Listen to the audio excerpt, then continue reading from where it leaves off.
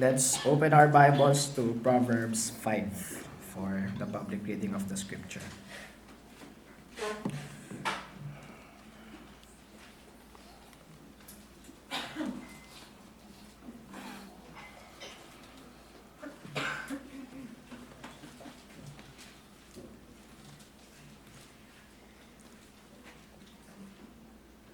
Proverbs chapter 5. My son, pay attention to my wisdom. Lend your ear to my understanding, that you may preserve discretion, and your lips may keep knowledge. For the lips of an immoral woman drip honey, and her mouth is smoother than oil. But in the end she is bitter as wormwood, sharp as a two-edged sword. Her feet go down to death, her steps lay hold of hell. Lest you ponder her path of life, her ways are unstable, you do not know them. Therefore, hear me now, my children, and do not depart from the words of my mouth. Remove your way far from her, and do not go near the door of her house, lest you give your honor to others, and your years to the cruel one. Lest aliens be filled with your wealth, and your labors go to the house of a foreigner, and you mourn at last, when your flesh and your body are consumed, and say, how I have hated instruction, and my heart despised correction.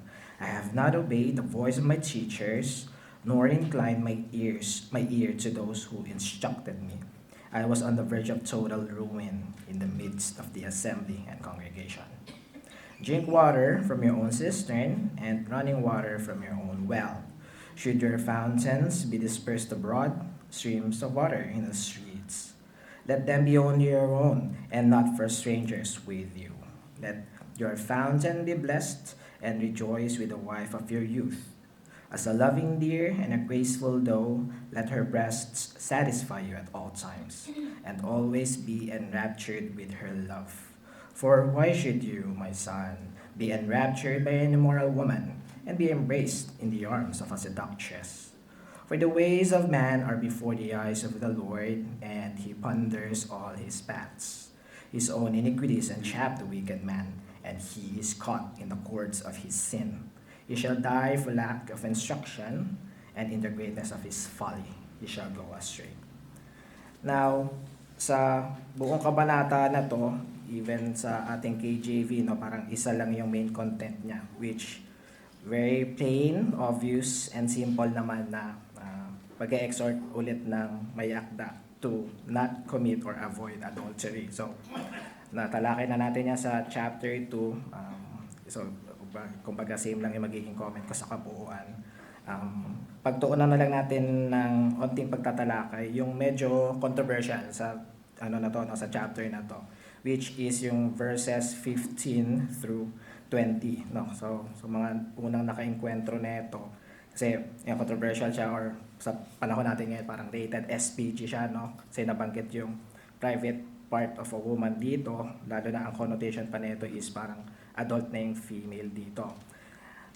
First na lang, masabi natin dito na itong passage na to very familiar para sa mga mag-asawa, lalo na sa Christian couples, or even nag-undergo sa biblical marital counseling, kasi isa sa mga i-impose ito sa kanila ng counselors nila, or kung even magsasariling aral kayo ng mga scriptures na makakatulong sa inyo for that counseling, isa ito. So 99% of the time, I think, once in your life sa mga Christian couples, nabasa nyo na itong part na to.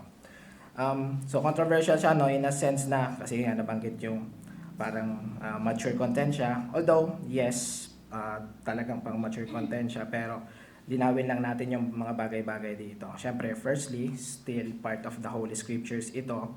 So, this is written in all holiness, in all purity, or maybe even neutrality na without malice.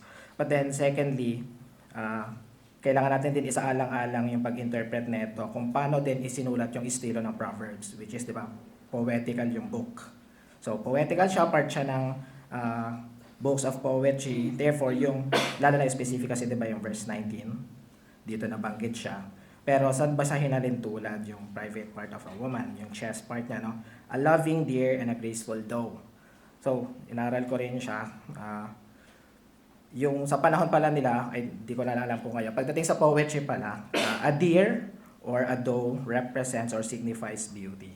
So, kung aralin natin siya ng simple, ibig sabihin lang binabanggit dito. And directly mag-a-apply ito para sa mga kalalakihang lalaki, asawang lalaki para sa mga kalalakihan na ibig sabihin lang naman binabanggit dito, simple na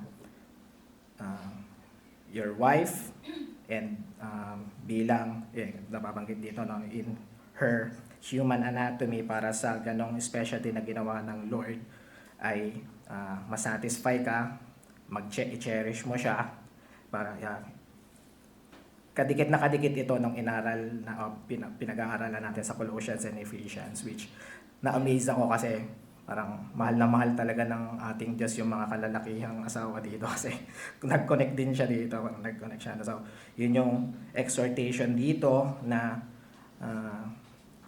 i-cherish nyo talaga siya. Top 3 verbs natin dito, i-cherish nyo yung mga asawang babae ninyo and ma-fulfill and ma-satisfy kayo sa love niya bilang we know naman na ang kalooban ng Diyos para sa atin ay isang asawa lang ngayon ay masatisfy kayo sa may bibigay niya pagmamahal sa inyo. Kasi yung binabanggit din sa verse 16 yung yung fountain or yung ma-bless kayo yung fountain na yun. Ibig sabihin lang naman kasi nito yung love relationship nyo. Parang mag-work siya both ways kapag mamahalin natin yung mga asawa nating babae, pagpapalain ng Diyos ang ating relationship, or the other way around, kung talaga nagmamahalan kayo, therefore, masasatisfy naman kayo sa asawa nyong babae. And ultimately, sa atin ngayon, alam na rin nga natin na makokonect natin siya sa Ephesians 5 and malakas na malakas ang impression and exhortation nito para sa atin kasi alam na natin kung paano siya mamomodel, na kung paano ba natin ma-cherish yung mga asawa natin babae, paano ba tayo masatisfy sa kanya, yung pagmamahal niya.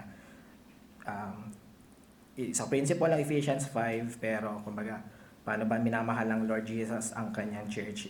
She is the apple of His eye.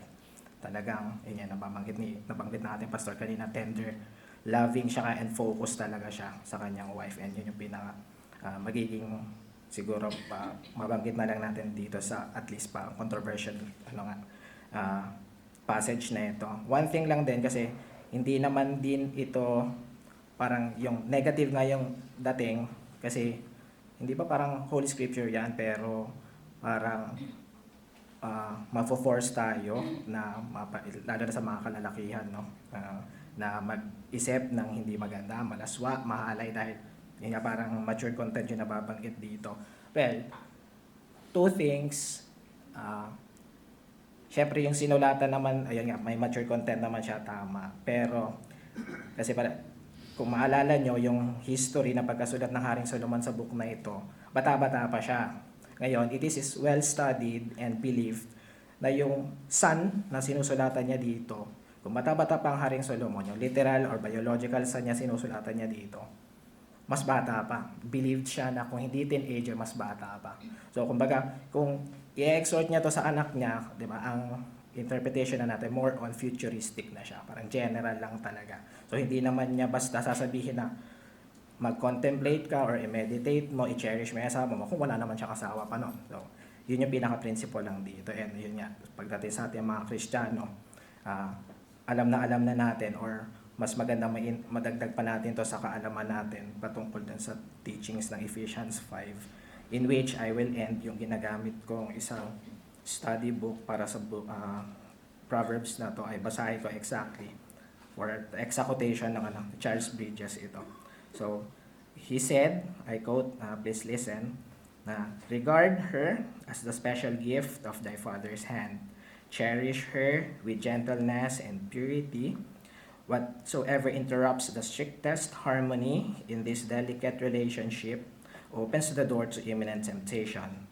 Tender, well-regulated, domestic affection is the best defense against the vagrant desires of unlawful passion.